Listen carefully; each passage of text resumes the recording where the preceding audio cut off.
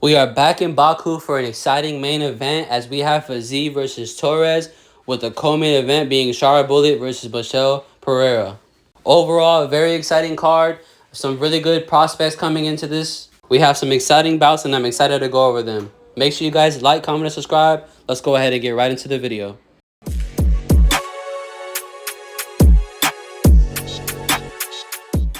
Alright, for the first fight of the night, we have Tahir Abdullayev versus Jefferson Natamento.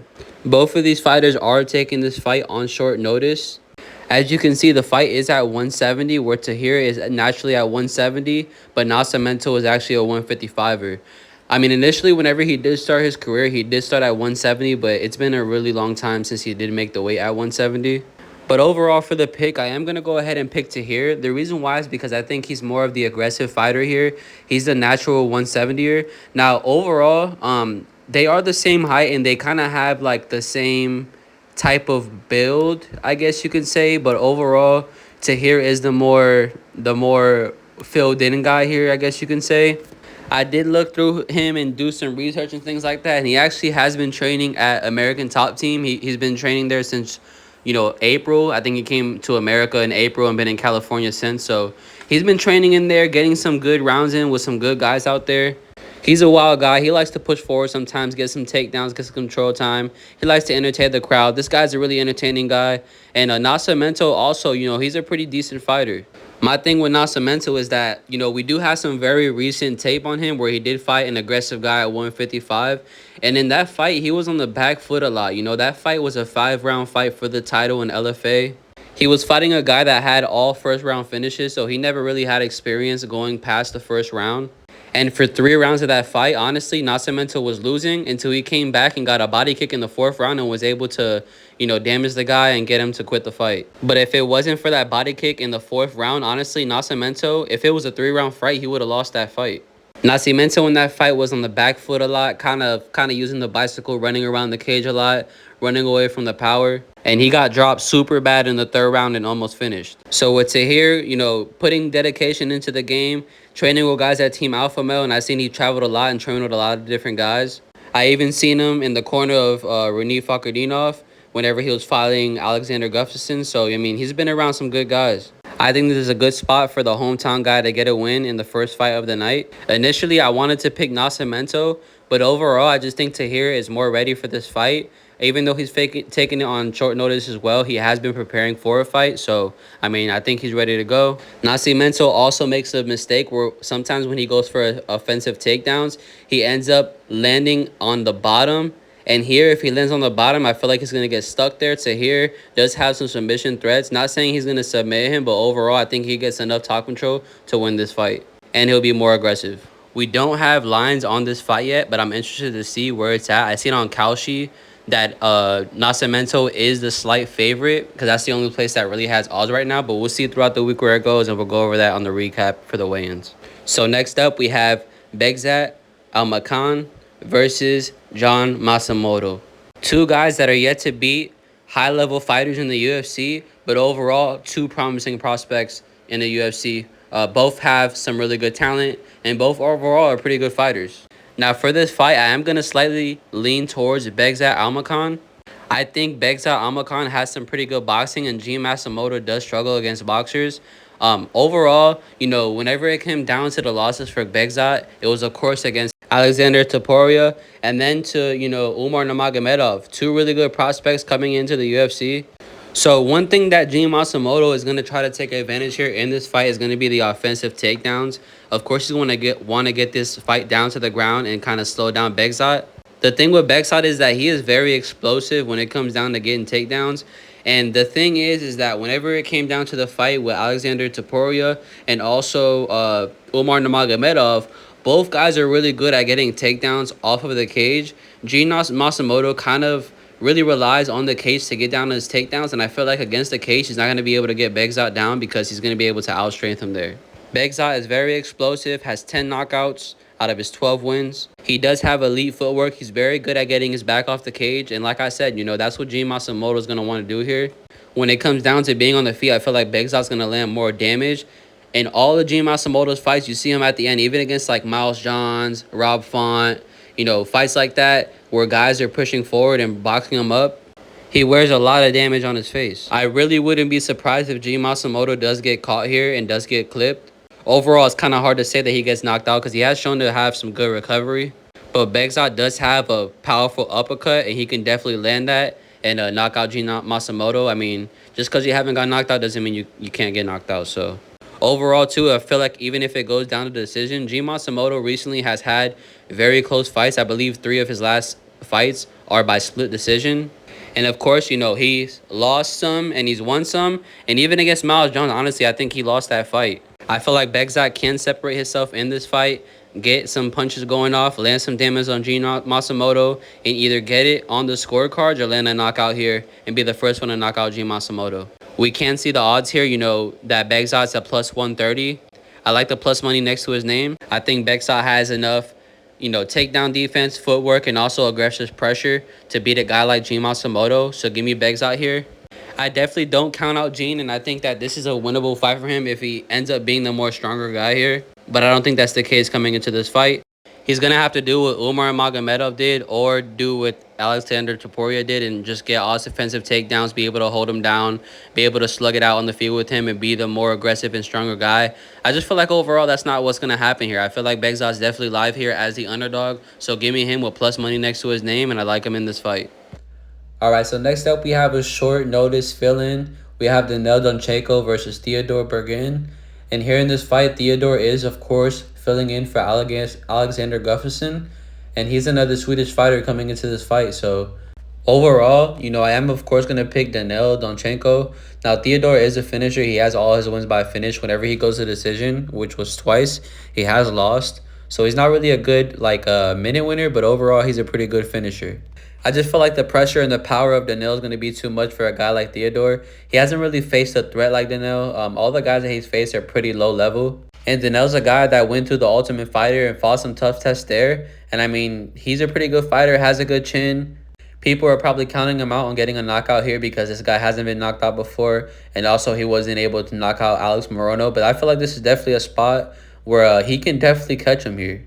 I am interested in seeing what the round 2 knockout's going to be because I feel like in the first round, I mean, Theodore hasn't really shown to have like some big chin issues because he's never been knocked out before. But overall, Theodore is pretty good at getting these guys into the clinch, getting them down to the ground. He has a pretty solid grappling game. He's really good with grabbing the neck and getting some chokes there. But his striking isn't that good. I don't feel like he's going to be able to get a guy like Danil down to the ground and pressure him. I feel like Danil does have a huge striking advantage here. And Theodore, he has a grappling advantage here. I would definitely say that. But overall, I don't think he gets his grappling going. I feel like Danil is going to be too fast. Going to come out pretty strong. If Theodore does try to engage in the clinch, I know Danil's been working on that because he was getting ready for Alexander Gustafsson, which is pretty much a guy who likes to fight real dirty in the clinch. So I know he's getting ready for that. Training Muay Thai out there. So I know his striking is going to be precise. He's going to be the quicker guy here. I think he lands nasty body kicks and kind of crumbles him. It's going to be really hard. Like I said, I feel like it's not going to be that easy to knock out a guy like Theodore just out with one shot.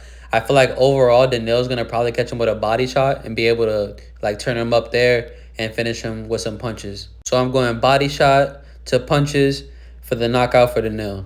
Of course, the money line is pretty gapped. I'm interested in seeing what the props are like for this. I'm going to go over that, of course, in the weigh-in recap. And we'll see these guys side to side, see how they match up. But overall, I like Danil to be the more skilled guy. But really, shout out to Theodore for being a guy to step up here and take this fight on short notice. I mean, this is a really tough test for a guy that's just coming into the UFC. But I do feel like in the future, he'll have some success in the UFC, just not in this fight. Theodore's used to being the bully, and Danil is the bully. And I know Danil will be pressing forward. All right, for this next fight, we have Con Ofli versus Javier Reyes. Both guys are coming in off of wins, but completely different wins. Con Ofli is coming off of a robbery win to where he didn't win the fight at all, but the judges still gave it to him somehow. And then Javier Reyes also, you know, he's coming in on a knockout streak. This guy's a finisher. I know a lot of people give him, you know, problems because he doesn't really have the best defense whenever it comes down to his striking. But overall, I mean, this guy is really good at finding finishes. In Ofli's fight against Yizal, he took a lot of damage. He got dropped multiple times. He wasn't able to even get one takedown. He was 0 for 7, and he was outstruck. So if you know how he won that fight, honestly, comment below. I don't know what the hell the judges were seeing. And even though he was dropped multiple times, he was able to recover. Yizaw was able to drop him multiple times with his hands. But if you look at Yizaw's record, I mean, overall, this guy really isn't a knockout artist. He hasn't really got a knockout since 2019. I guess you can say against Wilson, he did knock him out in 2015, but I mean, who doesn't knock out Wilson? So in all honesty, to me, his real only knockout or his last knockout was in 2019 for Yazzie. So I mean, he hasn't really displayed KO power like that, one-shot KO power. Iza does have a pretty good submission threat on the ground, but whenever it comes down to being on the ground, hopefully knows how to be pretty safe there. He would be considered a pretty hard guy to submit. But overall, I think Reyes just gets a knockout here. I think, honestly, he knocks out Ofli. He's able to complete what Yazzie wasn't able to do. He is more of a KO puncher. He has that one-shot KO power. We've seen Ofli knocked out before, and here in this fight, I think he gets knocked out again. He was dropped multiple times, hurt multiple times in the last fight. I feel like against a power puncher like Javier Reyes, he's not going to be able to recover as quick as he was in his last fight. Khan Ofli's, path to victory here, of course, is going to be to try to catch Reyes on the feet because he can get dropped and knocked out himself for sure. But overall, Ofli's hands aren't really good. He has a really short reach in this fight. Khan Ofli in this fight has to get a takedown. If he doesn't get a takedown, he's going to be very discouraged into this fight. And he's going to feel the power coming from Javier Reyes. I think that's when Javier Reyes will get the finish because once he defends the takedown and Ofli's not able to get his game going, he's going to feel not as confident in there, and he's going to feel the power coming from Reyes' side. I think the reason why these odds are so close is because a lot of people, they shit on Reyes just because his defense is not that good whenever it comes down. He does get dropped. He will get knocked out in the future in the UFC for sure. I feel like against higher competition, against guys that have one-punch KO power like Lerone Douglas did to him, really good guys who are really good at pressuring and getting the knockout. He's going to struggle there, but I feel like here against Ofli, he has the advantages, the takedown defense, the striking, and the experience. And Javier Reyes is way more dangerous, and overall, I think this is a fight where Reyes can once again display his finishing ability and be able to get Ofli out of here. And I don't know what the UFC does with Ofli next. So give me Reyes money line. I'm also interested in seeing what the finish looks like because I do feel like here in this fight, he will get a finish. It'll be in the first or the second round. Ofli was getting dropped all over the cage this last fight. Here, he's not going to be able to recover because Javier Reyes is going to be all over him and get the finish. All right, guys, so next up we have Nursultan Ruziboyev versus Andre Pulayev. In this fight, I am picking the side of Ruziboyev. The only concerns I have, of course, is that, the last fight that he was supposed to have was against Brian Battle, where Brian Battle did miss weight. And since then, I don't know where this guy's been because Brian Battle has fought like 2 or 3 times since then, and Ruziboyev has just been on the sidelines. I don't know if there's something going on. I don't know if there's an injury. Not sure exactly what's going on. In that fight, he did make weight and look good coming into that fight, so nothing really skeptical coming into it, except for on the side, of course, of Brian Battle, where he wasn't able to make weight, and Ruziboyev didn't accept the fight because Brian Battle weighed too much. So when we break down this fight, Ruziboyev, a finisher, a guy that's hard to finish. He has tons of fights, and he's only been finished twice. Andre Pulayev, very durable guy, has shown some good recovery there. His only win so far in the UFC is Nick Klein, and he's lost to Atuba Gatier by decision. And then he got also another loss to CLD, and that was also by decision. So overall, 2 guys that he's faced are supposed to be some pretty good finishers, and he was able to go the distance with them. Ruziboyev is another guy who is a finisher, and this is a fight where, honestly, I could see it going to decision. I know there's definitely a danger side, more of a danger side on the sides of Ruziboyev. But also, he is coming off of a decision win, and he has also had a layoff. So I'm excited to see him come back out after the long layoff. But also, I think he might be a little bit more hesitant, but I definitely could be wrong. But, he does have tons of experience for being only 32 years old. And if you look back at his record, yes, he has 9 losses, but 8 out of those 9 losses are at 170. At 185, he only has 1 loss throughout his whole entire career, and that is the weight class where he looks a lot better. And also another thing, too, about his losses is that if you look back at them, they are against guys who are able to wrestle, who are able to grapple. Buckley, of course, hasn't shown the best wrestling recently and the best wrestling defense. But in that fight, Buckley was able to get, some good offensive takedowns as well as hurt Ruziboyev on the feet. So, Buckley definitely was able to do it, but that was at 170 though. That's a big aspect in this fight. Having to cut those extra 15 pounds definitely could take a toll on your body. And I mean, if you see that throughout your career, you're taking L's after L's after L's at 170, I don't understand why he went back to that fight at 170. I guess it was because if he won in that fight, Buckley at the time was number 11, so he would have got a ranking. But overall, I mean, that's not the weight class for Rizzaboyev. He should definitely be here at 185, and that's where he's the more skilled fighter, and he looks more better. One thing about Pulaev is that he's really good at staying safe. He knows how to manage distance, and he has some pretty decent striking, enough to kind of keep it safe on the feet. He has been KO'd one time, but it has been a little while since the last time he did get KO, and it was just once in his career. This is a spot where Rizzaboyev can definitely catch him and hurt him. It's definitely possible. So because of the danger factor of Rizzaboyev and me not knowing whether he can get it done by like a submission or by a decision or even by a knockout, on the side of Pulaev, it kind of relying on a decision, which definitely can happen as well because, I mean, he can definitely make it to the decision, and Rizzaboyev is not really good at winning decisions. Rizzaboyev is 2-7 when it comes down to decisions, so that's definitely his weakness, and a lot of the times that's how he lost his fights. But like I said, you know, looking back into those fights, a lot of them was, you know, defensive grappling issues, kind of having issues with being the guy on bottom and kind of letting guys get top control. Some good wrestlers that he's gone against and lost to at 170. But overall, 185, I feel like he has ways to victory here. I would say that Bruno Ferreira is Rizzaboyev's best win so far in the UFC. He was able to knock him out in the first round. In his last fight, Dustin did show some grit and showed that he still is, you know, has some durability left in him. Even though I am a little bit worried about Pulaev being able to pull off a decision here, I am going to go ahead and pick Rizzaboyev. I feel as Rizzaboyev is the more well-rounded fighter here, as he does have, you know, 20 submissions and 13 knockouts. Rizzaboyev was last booked to fight Brian Battle, and there he was the underdog. He was like a plus 140, and I really liked him there as the underdog. Now coming into this fight, he's the favorite. And I mean, definitely a guy that has less UFC experience and a guy like Pulaev that he's going against. So I see as to why. So give me Rizzaboyev. But I would say that his layoff does kind of lower down my confidence in him. If he was more active, I definitely will feel more confident. But he did just take a huge layoff. So here next up for this fight, we do have one of the best prospects at 205 versus one of the worst prospects at 205. It's Abdul Yakyayev versus Julius Walker.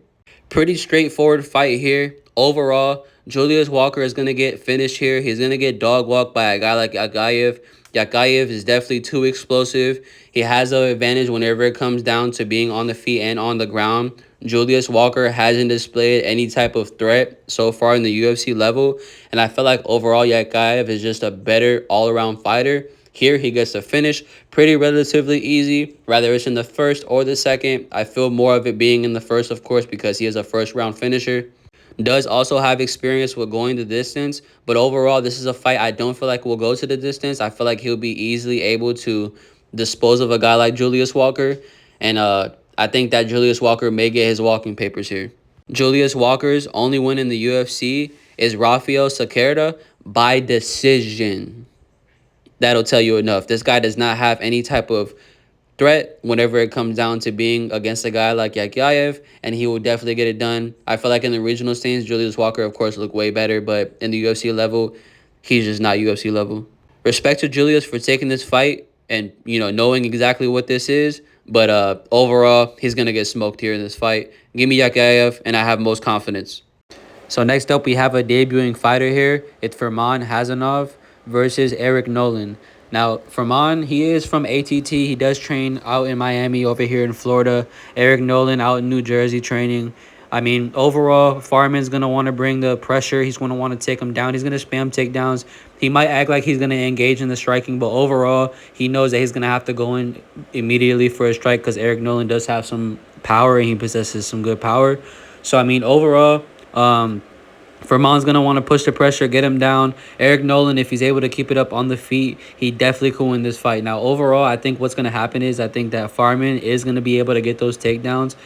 He's not going to, I mean, he is going to engage in the striking, but he's going to use it against Eric, and he's going to get a takedown. I mean, obviously, he's going to want to push him against the cage and hold him there, slow down Eric Nolan, and that's been his weakness. If you're a grappler, you have some decent grappling, Eric Nolan kind of falls to that right there, because if you're able to keep it up on the feet with him, he definitely does have an advantage to where he can get the KO. But I just think that in this fight, it's going to be like hard for him to do that, because Furman is going to be pressing forward. Furman has been knocked out before. It was about like 4 years ago, and the last time he was knocked out by a head kick. So definitely has been chinned before, and definitely can happen. Not out of the realm, and I wouldn't be surprised if Eric Nolan wins. But overall, as a pick, I do pick Furman. But as a bet, I do see value in Eric Nolan. But I'm going to just go ahead and pick Furman for this video. I do think that there's a clear path to victory for him to win. Just keep doing what he's doing. Try to go for the takedowns. Eric Nolan was taken down multiple times his last fight, and I know he took that on short notice. But I feel like the reason why a lot of people are on the side of Nolan and picking Nolan is just because his last performance. But I mean, I just don't take anything as a, like, I don't take any losses into consideration into this fight. And stylistically, you know, Sirsaikayev is a guy that is really primarily a striker. His grappling's okay, but he was able to use that as an advantage in that fight, and I feel like Furman will be able to do the same thing. One thing I must mention as well that I do take into factor whenever it comes down to this fight is that Eric Nolan did take a fight up in weight his last fight. Whenever guys do take a fight up in weight and come down in weight, you know, a lot of times they come back different. Sometimes after going up in weight and coming back down, your durability is not there as much. We've seen it happen multiple times in the UFC. So I feel like that's something that can definitely make a factor in this fight. And possibly, you know, Furman can get a finish here, just because Eric Nolan will wear down due to the grappling, the extra weight cut. And he can definitely catch him on the feet, but I feel like that's really his only chance here in this fight. So give me Furman as the pick. Like I said, if Eric keeps it on the feet, it can definitely be dangerous for Furman. But overall, I feel like he'll be able to utilize his grappling, be able to get it down to the ground, and get the win over Eric Nolan this night. All right, so next up, we have Abus Magomedov versus Michel Olajaychek. And here in this fight, I've been flipping all the way back and forth. I've been going over a lot of tape study for both of these guys. Abus is coming to the fight off a loss to Joe Pyfer.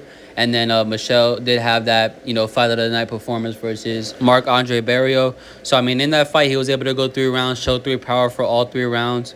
Was able to go through adversity, show that he has a chin, because he did take some good shots there. And that's just one thing that that kind of doesn't favor the side of Abus. Abus is a very good 1-round winner. He definitely is super, super live to get a finish in the first round by submission. But after that first round, he just seems to slow down. And at the age of 35, I feel like he's not going to be able to make the improvements needed to, you know, up his cardio, because that's been always an issue. So for this fight, I am going to go ahead and pick the side of Michel Olajaychek.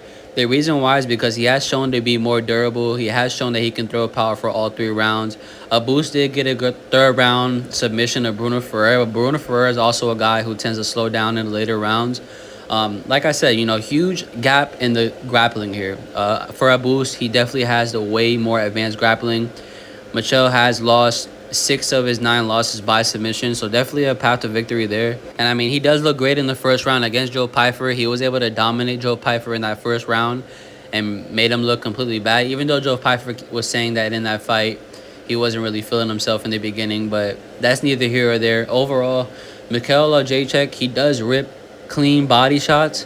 I feel like that's going to be an advantage to him in this bout, because if he's able to land those body shots, even if he does get taken down and outworked in the first round, if he can stay safe in that second round, he can definitely come out and get the knockout. Olajaychek, you know, he's 31 years old. He's making vast improvements in his career. I mean, overall, Abus has only lost to, you know, top contenders like Joe Pyfer, Carbajario, and Sean Strickland. I mean, you can't really knock him down for any of those losses. But in the PFL, he did get clipped pretty bad in the first round. That's something that can definitely happen here. I mean, he got kind of caught by the wind of a shot, and he went down pretty bad. So I will honestly say that the chin and also the cardio is on the side of Olajaychek here. Abus definitely has the grappling upside in the first round, definitely live, like I said. After that, I feel like Michel Olajaychek can either win by a decision if he just plays it smart and just kind of picks him apart from the outside, because he's really good at keeping distance. As long as he doesn't engage in the pocket, that's where he can get wrapped up at.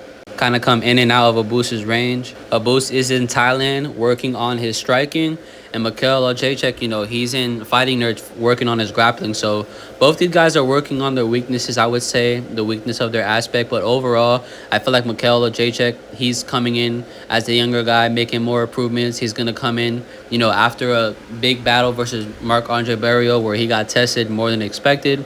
In this fight, he's going to look more durable, and I feel like he'll get it done. I honestly, in this fight, like whoever has the most value next to them. Jacek is the plus 100, also the more younger and durable guy, so give me him here in this fight. I do like the chances of Jacek being able to land that shot that changes the whole entire fight. He just has to be smart and not follow a boost down to the ground and allow him to recover after he lands a shot that drops him. Let's move on to the next one. All right, so for this next fight, we have Bruno Ferreira versus Ikram Aliskov. And for this fight, kind of confused a little bit on the odds. I mean, overall, I know Bruno Ferreira is coming off for a brutal knockout loss. But, I mean, that was against Gregory Rodriguez in the rematch where he first knocked out Gregory.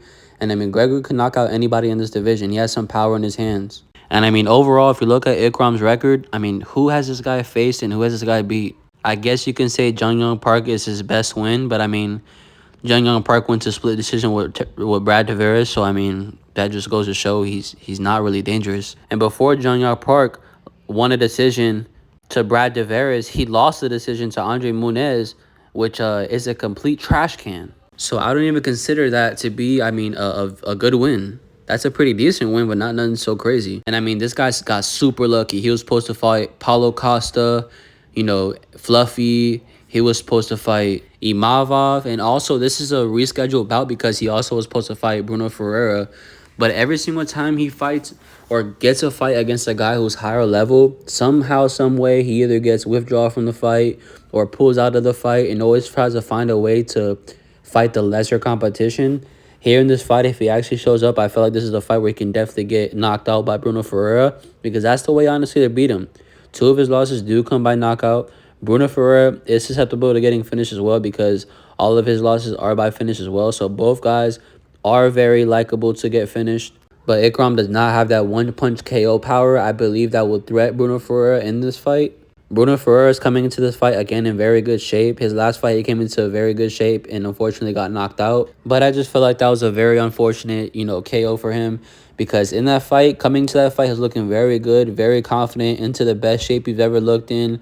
So, I mean, very dedicated to this game and making a recovery and not looking as, dad bod as he did before. He's coming in with an 8-pack, looking pretty good. And I even looked at his story, and, I mean, he's still in that good shape. So, still looks to be locked in. Ikram, he's a pretty decent fighter, but I don't really see a danger factor for him coming from his side. He hasn't really fought anybody. Let's just go over his wins in the UFC. Phil Hawes, Worley Alvarez, Andre Muniz, and Jung Sung Park. Now, please tell me if any of those fighters have the danger factor that are coming from the side of Bruno Ferreira, both in the knockout and also the submission threat. And keep in mind, they gave these same exact odds to Phil Hawes and also to Jung Sung Park in his fight against him. In both of those fights, he was a minus 220, with Phil Hawes and Jung Sung Park being at the same exact price as Bruno Ferreira here. I feel like there's extreme value on Bruno Ferreira here to pull off, I guess you can say, the upset, come back with a knockout win and get it done and be able to knock out Ikram. I don't feel like he is a high talented fighter, or I guess you can say an elite caliber fighter. Hamzat Chimaev and Rob Whittaker are both able to knock him out. And I'm not going to lie, I mean, 2, championship caliber guys overall, not knocking him at all for those knockouts.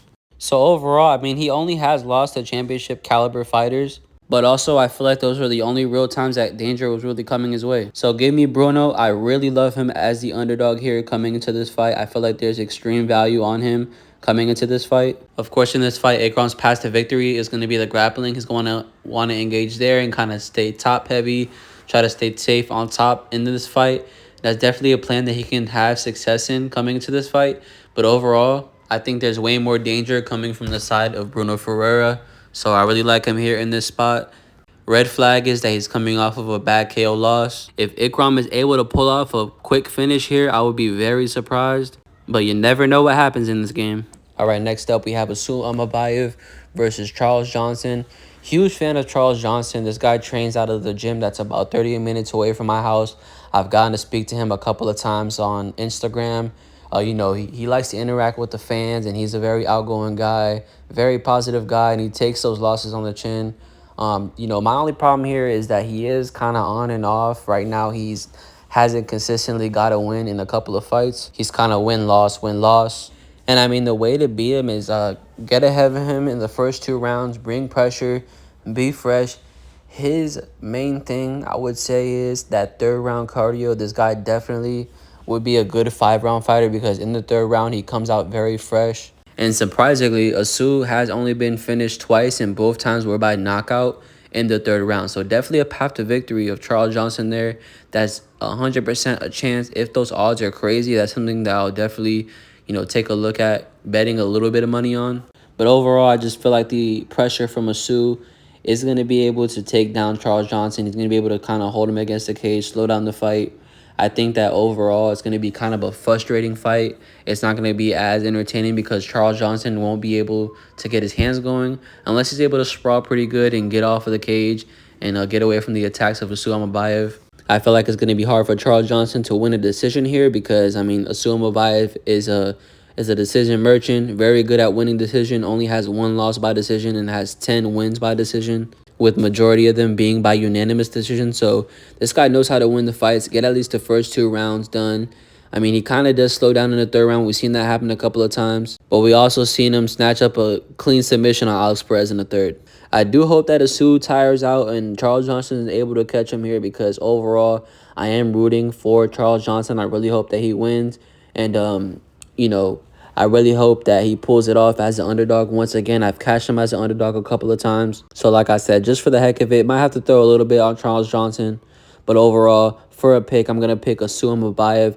I feel like here he'll be able to win by a decision. Charles Johnson has never been submitted. I don't feel like he'll get submitted here in this fight or, get completely dominated on the ground to where he gets submitted. But overall, I would like to see if Asu Amabayev is able to actually hold Charles Johnson down. He is 5'4" and has a very huge reach disadvantage. So it's going to kind of be hard for him to get on the inside of Charles Johnson. I am really hoping that Charles Johnson gets it done by knockout or by decision. But overall, for the pick, give me Asu Amabayev. I think his most least resistant path to victory is just consistently spamming the takedowns as he always does and winning a decision, playing it safe. Especially in the 3rd round, he can definitely get caught there. So that's a spot where he wants to be safe. Because, Charles Johnson was even able to knock out Joshua Van in the 3rd round, so he's very dangerous. And also, he brutally knocked out Loner Kavanaugh in the 2nd. If you do slow down, Charles Johnson 100% will pick up the pace, and he will 100% take over, which I hope he does in this fight. But give me Asu Amabayev. I did see this guy side by side on Instagram. Asu doesn't look too small compared to Charles Johnson, but obviously Charles does have the height advantage here. I'm interested in seeing how they match up coming into this fight. And we have to put some respect on Charles Johnson because in his losses, he's definitely got the shitty end of the stick. Alex Perez came in overweight. Temirov was taking steroids. And Esteban came in overweight as always. So 3 of Charles Johnson's last losses were to guys that cheated their way to a victory. And that's what makes things very interesting about this bout. And I'm super excited to see it. All right, next up, Nazim Sadikov versus Matuas Camilo. Here in this fight, I am siding with the side of Nazim Sadikov. I feel like overall, he has better experience when it comes down to being in the cage. He has fought some pretty good guys. He's beaten Elvin Elder, Terrence McKinney, Bonfim, and Nicholas Mota. I feel like all those fighters are pretty decent fighters, at least at the level of Matuas Camilo. Especially Terrence Crawford. Terrence Crawford is probably honestly his best win so far because Terrence Crawford is very explosive. And Nazim has shown over and over again, he can definitely go through adversity. In his last fight, he definitely did lose by a KO in the last second because the ref stopped the fight. He wasn't able to stand up after catching a nasty elbow by Faraz Ziam. But there in that fight, I feel like a lot he did struggle with the range. Faraz Ziam is a way bigger fighter at 155. But against guys that are around his size, Nazim has had a lot of success against very dangerous guys. Matu's strength, but also his weakness is his grappling. He has some pretty good ground game, but also all of his losses by finish do come by submission. Nazim does have 2 submissions, but that's not really his bread and butter. This guy wants to stand in the pocket and bang with you. Matuas Camilo in his debut lost to Gabe Green by submission. in the second round by rear naked choke. And I mean, Ziam does have 2 finished submissions, and both are by rear naked choke. So definitely a path to victory there. If he does hurt Matus and get his back, he definitely can lock in a submission. I just feel that Nazim has faced a way better competition, is more tested. We're fighting in his hometown where he tends to bring a lot of energy. I mean, his last fight against Nicolas Moda was in Azerbaijan, and that was probably one of the best fights I've seen in a long time around that time. And Matus, his last fight versus Barashov, I mean, he had a lot of issues. He only had 38 significant strikes, was only, a 5 out of 10 for the takedowns. Even though he had 5 takedowns, he only got 3 minutes of control time. So not really a guy who's able to catch a lot of control. So give me Nazim here in this fight. That's going to be my pick. I like him to get this win here on Saturday. Nazim is the reason why this fight is the featured prelim, and I hope he brings the excitement to this fight and gets the W. All right, so next up for this co-main event, the 12th fight of the night, we have Michel Pereira versus Shara Magomedov. I am siding with the side of Shara Magomedov in this fight. I feel like overall, he's, of course, the more durable guy. Michel Pereira has looked like complete shit. He had me thinking that Kyle Dawkins was the knockout king of this division. He looked very bad and very slow, and the decision lost to Abus Magomedov, who we talked about earlier on this card. And even though Fluffy Hernandez is a very respectable opponent and has a different style, I mean, he broke there as well. So we've seen this guy look pretty shitty lately. He did just win by a split decision to Zach Reese, who does not at all have near the striking of Shara Magomedov.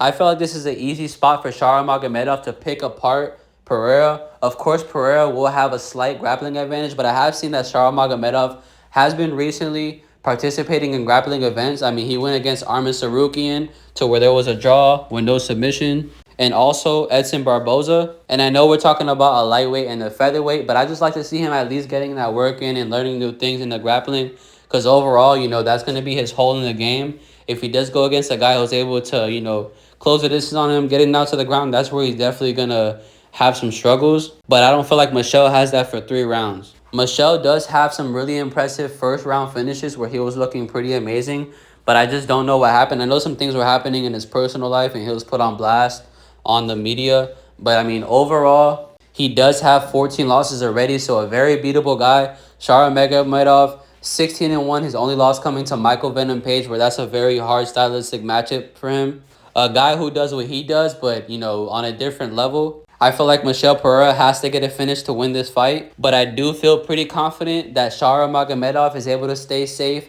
whether it's on the feet or in the grappling. He has been working as well out there in Thailand, so, I mean, he's getting some good work, getting his sharpening up his tools on the feet. They do have a similar height and reach, so no really big advantages there. Michel Pereira is in the room with Sean Strickland, and I seen a video of Sean Strickland doing a pretty good job at imitating Shara Magomedov in his style as a sparring partner. But just like in this live fight, in the sparring, I saw that the speed was an issue, Every single time Michel Pereira was landing one shot, Sean Strickland was landing 2 or 3 on him, and I feel like that's what Shara Magomedov is going to be able to do in this fight. Land the leg kicks, land the crazy spinning stuff, possibly hurt Michel Pereira. If not, I feel like he'll be able to easily win a decision here. I do feel pretty confident in Shara Magomedov here in this fight. Unless he gets knocked out in the first round, I don't really see a path to victory for Michel Pereira. So give me Shara Magomedov in this fight. He can definitely make a statement here in this fight and get a nasty KO win, but also he can outstrike his way to a decision. I'm very confident in him coming into this fight. I feel like he definitely gets it done. So give me Shara Magomedov. All right, guys. So we made it to the main event of the evening. We have Rafael Fiziev versus Manuel Torres. Make sure you guys like, comment, and subscribe to the channel for more. I really appreciate you guys going through this video with me. Let's go ahead and break down this fight. So for this main event, on one side, we have Rafael Fiziev, the hometown guy, 13-5, has definitely faced the better competition than Manuel Torres on the other side, who is 17-3. But, I mean, Manuel Torres is definitely a very dangerous guy coming into this fight. If we talk about technical striking, I feel like Fiziev is definitely the more technical, well-rounded, striker here. But, I mean, Manuel Torres on the feet is very, very dangerous. And he's very sneaky on the ground as well, as he does have some very sneaky submission wins. Now, one big red flag for Manuel Torres. All of his wins by finish do come in the first round. Another thing, Manuel Torres has not been outside of the first round in 8 years. When he did go past the first round, he did win, but it was by split decision to a guy in the regional side. You know, of course, like I said, back in 2018. So that is my huge question there. What does Manuel Torres look like after the first round? Now, we had the same question with Bonfim a couple weeks ago. What does Bonfim look like in the later rounds? Is Bilal Muhammad going to be able to apply the pressure and slow him down? And in that fight, it definitely didn't matter. Bonfim was able to pull off a 5-round clinic and be able to sweep Bilal on the scorecards. But I mean, he definitely, did go more, more into rounds than a guy like Manuel Torres. So definitely two different things here, And Fiziev is a very technical striker, has really good experience. Been in there with Justin Gaethje twice, didn't get knocked out. He did have a nightmare matchup against Rufi. I would say that Rufi is definitely as dangerous as Manuel Torres. The difference is that Rufi is definitely a more patient fighter. He can definitely get finishes in the second or third round.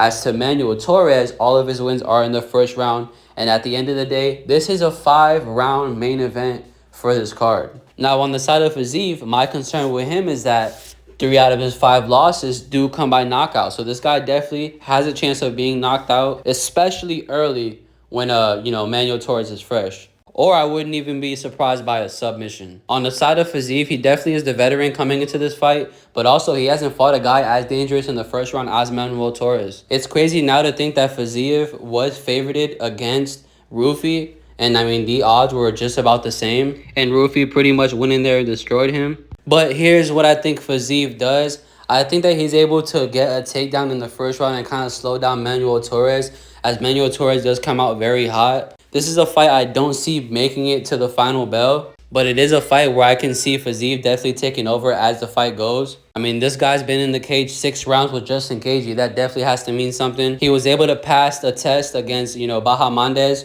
who was a very lengthy kickboxer coming into that fight. As we all know, Baja Mendez did make easy work of Manuel Torres. Of course, MMA map doesn't matter at all whenever it comes down to the fights. But I just feel like Fiziev is going to be able to get past the distance of Manuel Torres, be able to get it down to the ground, stay safe enough, kind of wear him out, and eventually be able to get a finish. I feel like he makes a big statement in Azerbaijan, coming back after taking multiple losses. 100% Manuel Torres is live to win this fight at any point in time of this fight. He definitely can get it done. And I mean, just because he has been getting finishes in the first round doesn't mean that he doesn't have enough cardio for the other rounds. But overall, because of the experience, Fiziev being at the hometown, he has very good performances here. And also Manuel Torres never making it out of the first round at the UFC level. I feel like here it's going to be very tough for him to go against a guy that like Fiziev, who's going to want to move around a lot. If you're going Manuel Torres, you're hoping for a first or second round knockout. But overall, I feel like Fiziev does have the advantages here in this fight. He can definitely mix it up. Manuel Torres, round 1 or round 2 would be a good bet. Fiziev by finish can be a very good bet as well. But man, what an exciting fight for this main event. A tough test for both fighters. We're trying to see if Fiziev still has it and see if Manuel Torres is actually a prospect that he's promising to be in the UFC. Overall, probably won't bet this fight. Give me Fiziev as the pick, and I hope he gets it done. Thank you so much for you guys pulling up on me again. Hope you guys liked the video. Make sure you guys like, comment, and subscribe to the channel. Of course, throughout the week, I'll be posting shorts, as well as later on in the week, we'll have a weigh-in recap. That'll be whenever the weigh-ins happen, and also a post-fight recap. So guys, make sure you guys tune in for that. But thank you very much. Hope you guys have a great rest of your night, and hope you guys enjoy the fights. I'll see you guys back during the week. Have a good night. And peace out, motherfuckers.